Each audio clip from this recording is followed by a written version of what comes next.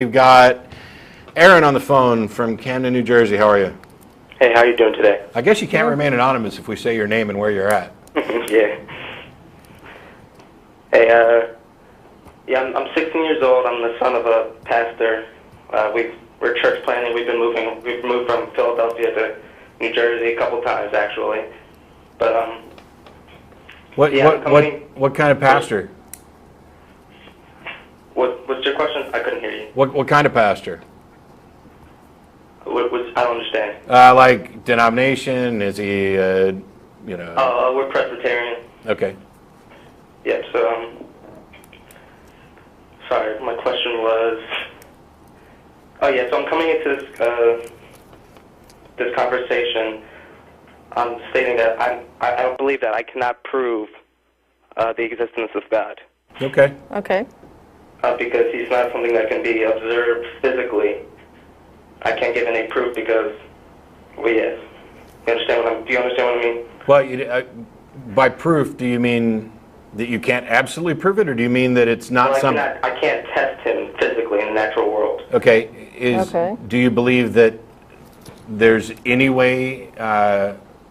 So, are you relying entirely on faith, or do you believe? I mean, I'm curious as to why anybody would believe something without a rational justification. Okay, yeah. So, well, yeah, that's what our belief is based on faith. Okay. Okay, let me ask you, I have a question for you. Do you believe that your God has any effect on the natural world at all? Of course. Okay, Oh, yeah. then you can test it. I can't test the existence of God. If you believe you your can God, test the effects. Yeah, if you believe your God has an effect on the natural world, you can test that. And by the way, for most people, and granted, if you're saying that you believe only based on faith, then it doesn't matter whether you think your God affects reality. But for most people that believe, they're running around claiming to be little God detectors all the time. God answers their prayers. God performs miracles. God interjects himself in reality in ways that they claim to be able to test, or to detect anyway. Yes. Oh, I'm sorry. Can I digress a little bit? Sure. Okay, sure. You had a question for us, so yeah, I want to make sure you get your question. Well, I just wanted to know where your original position is for creation, because I haven't been able to pinpoint that. Because I've been watching your show for about a month now on YouTube, and for 90% of the people who call in are idiots. They just don't know how to. They don't know how to argue the debate or anything. They don't know how to present any valid evidence. Okay, so, well, name calling aside. Ad hominem. Well, that's not an ad hominem yet, but so what do you mean by creation?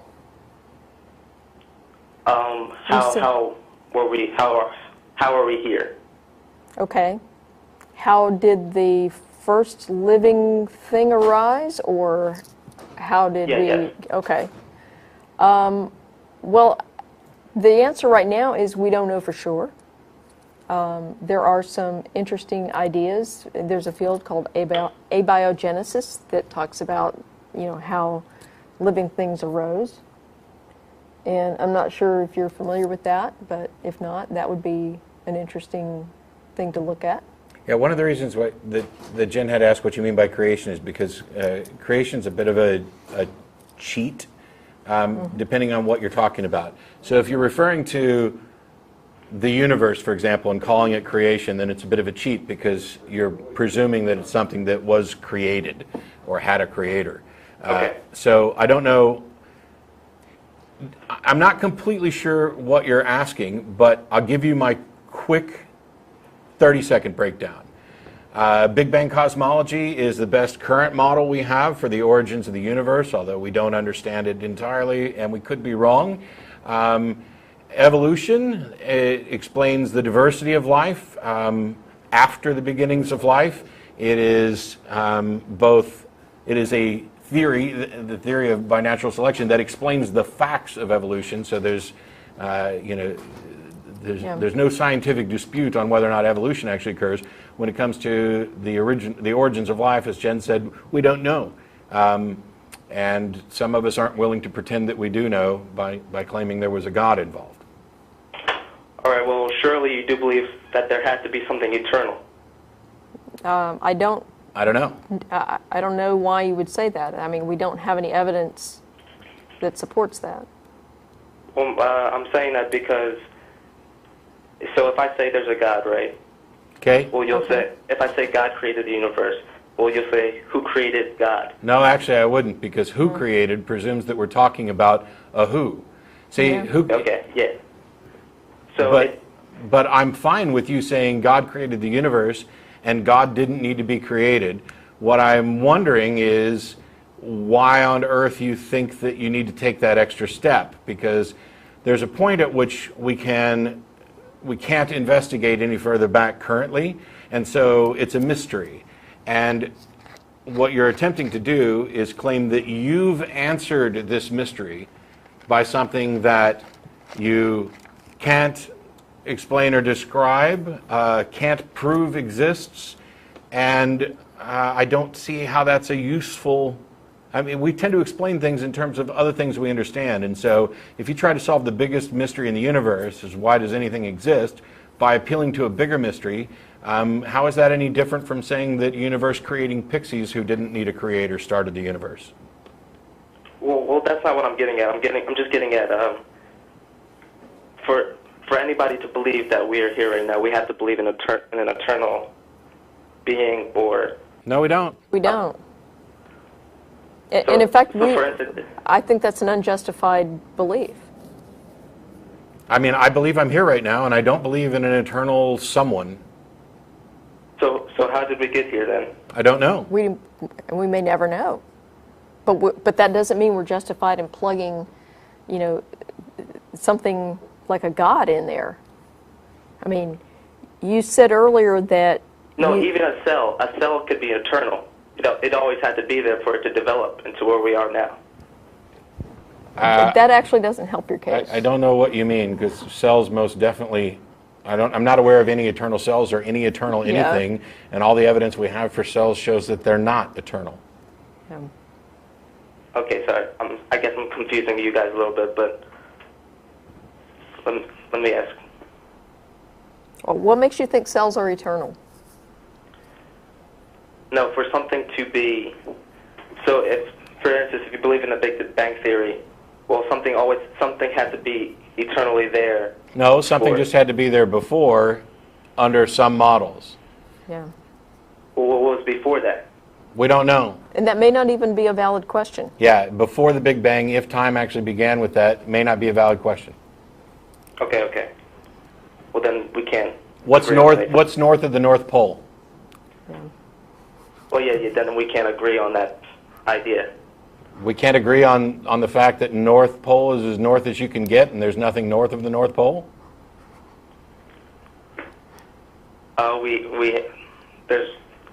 There's the universe.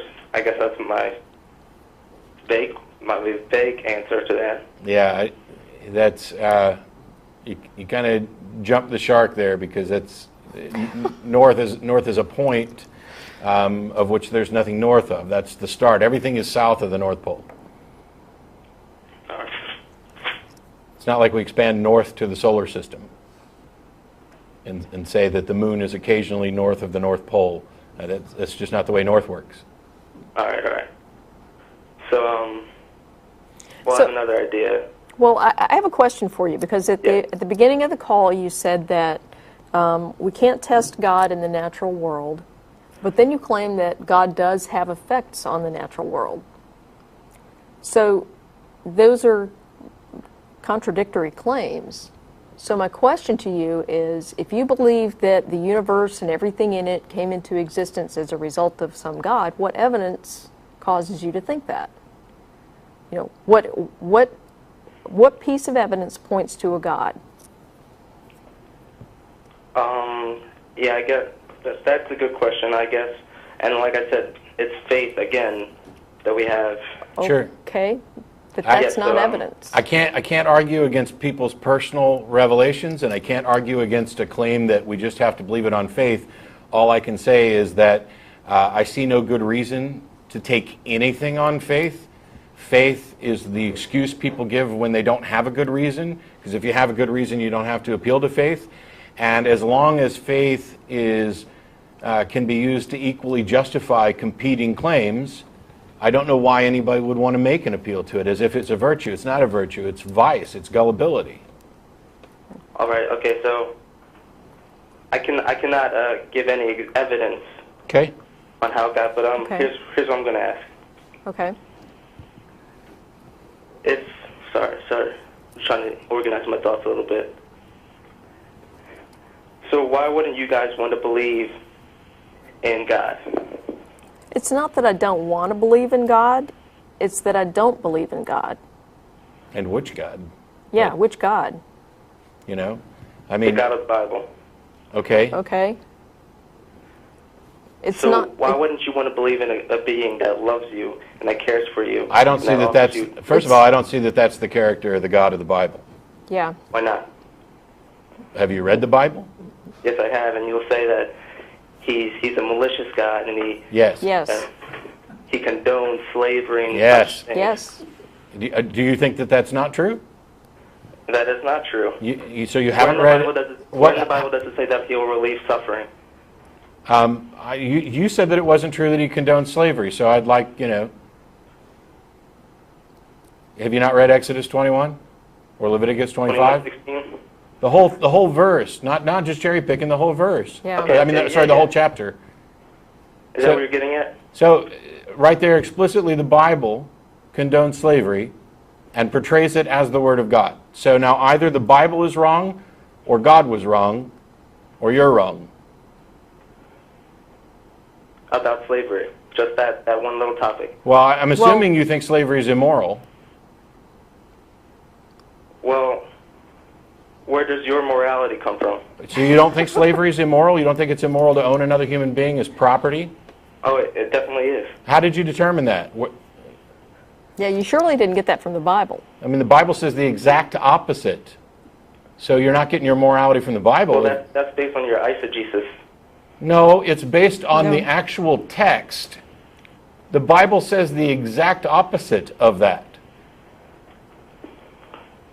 Can you give me an example, or can you explain that a little bit? Yeah, it It's- specifically says that slaves are your property and you can pass them on to your children. It also says in Exodus 21 begins with talking about Hebrew slaves, and that if they come and work for you, you have to let them go after 6 years, unless you give them a wife and they decide that they want to stay, in which case you drive it all through their ear, and they are now your property forever. By the way, that's the rule for Hebrew slaves. For other slaves, they're your property to begin with, and there are different rules for women than there are for men.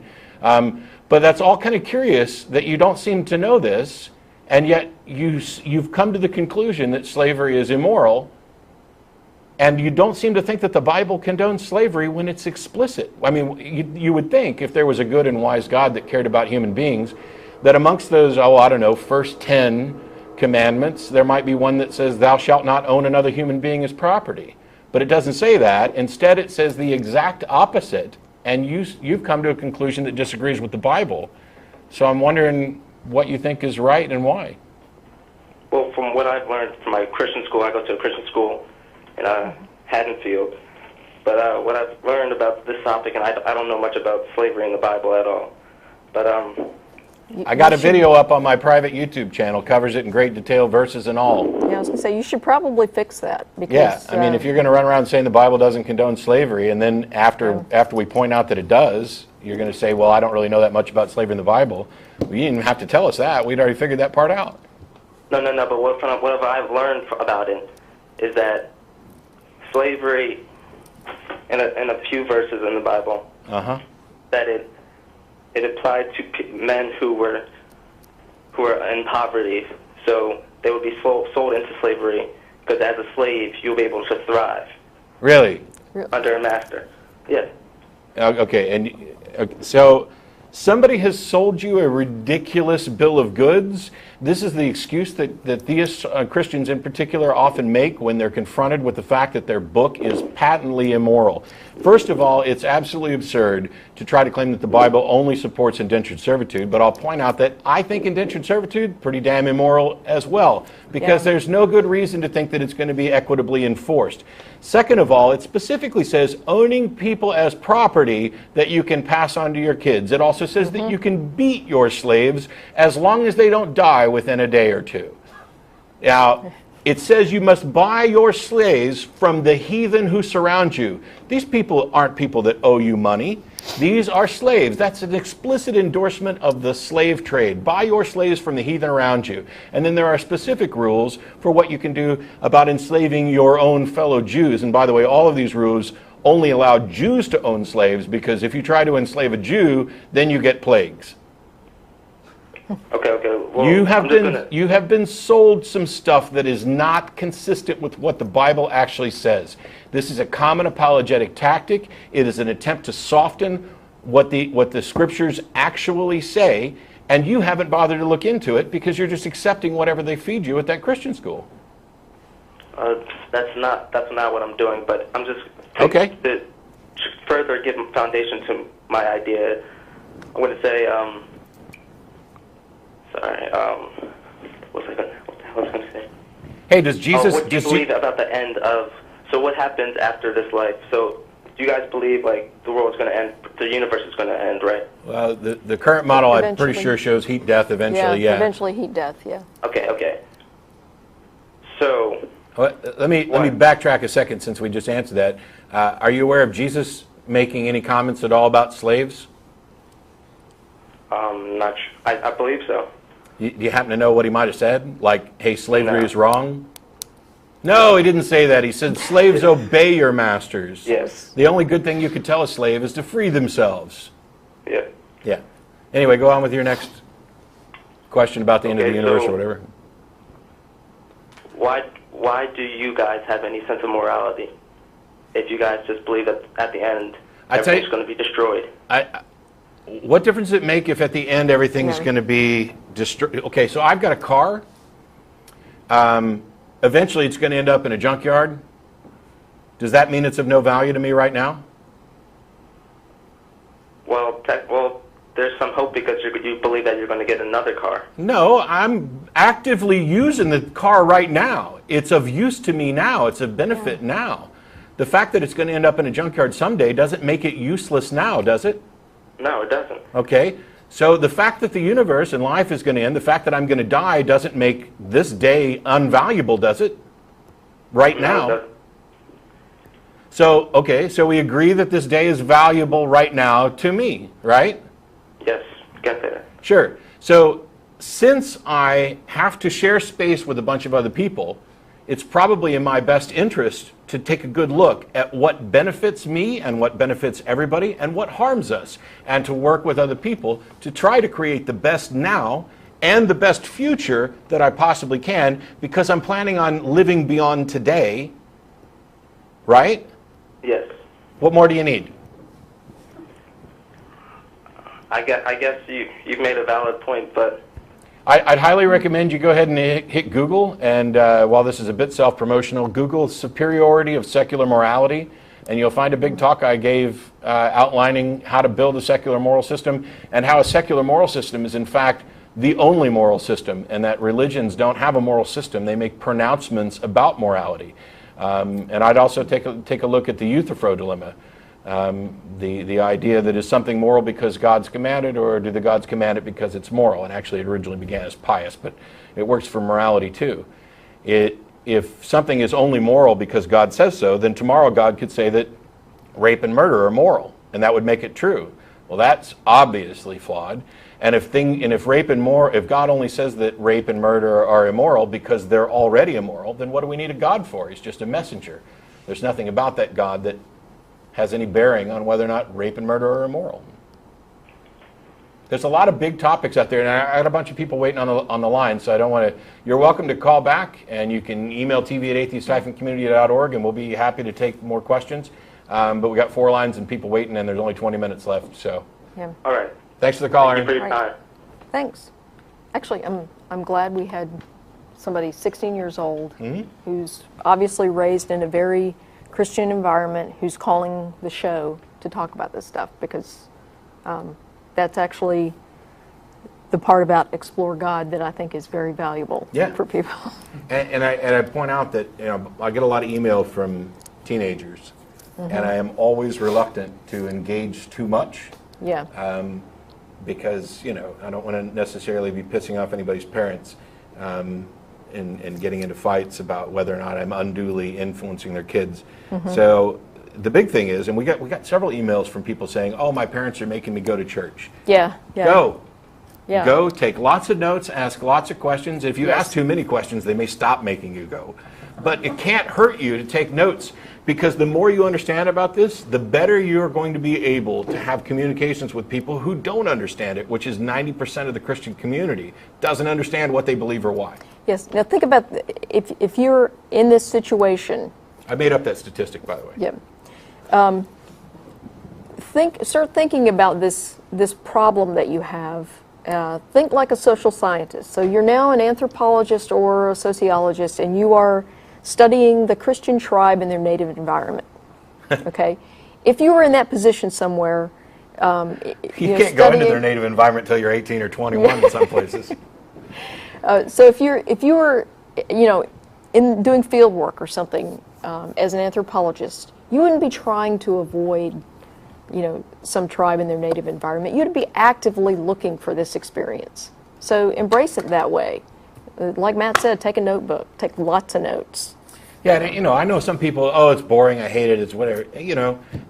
Literally today, and I don't necessarily know that I believe this email, but there was one that came in, and somebody's 18 and going to college, and their parents are going to buy them a house near the university if only they'll go to church once a week. And I was like, I put out a tweet right away saying, if any rich Christians want to buy me a house to go to their church once a week, Beth and I will be there dressed to the nines.